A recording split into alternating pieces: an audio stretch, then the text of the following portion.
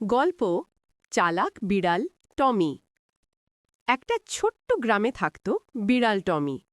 টমি ছিল খুব দুষ্টু, কিন্তু তার বুদ্ধি ছিল দারুণ।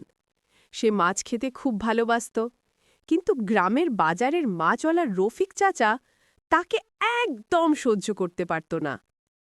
একদিন টমি ভাবল, আজ না হয় বুদ্ধি খাটিয়ে মাছ খাব। রফিক চাচা তখন দোকানে বসে মাছ বিক্রি করছিল।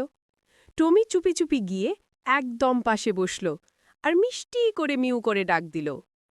রফিক চাচা হাসল, বলল, এই দুষ্টু বিড়াল, আবার এসেছ? টমি তখন দোকানের পাশে পড়ে থাকা একটা ছোট পাথর ধীরে ধীরে নাড়ল। রফিক চাচা ভাবল, আরে, কে যেন টাকা ফেলল। সে নিচে তাকিয়ে পাথর তুলতেই টমি ঝটপট দোকান থেকে একটা মাছ মুখে নিয়ে পালালো। চাচা দৌড়ে গেলেও লাভ হলো না। টমি ইতিমধ্যে গাছের ডালে উঠে বসে মাছ খাচ্ছে। চাচার আগে বলল, এই বিড়ালটা একদিন আমায় হারিয়ে দেবে। আর টমি তখন হেসে বলল, মিউ মানেই বিজয়। শিক্ষা: বুদ্ধি থাকলে ছোটরাও বড়দের হার মানাতে পারে। প্লিজ বন্ধুরা, সাবস্ক্রাইব করবেন।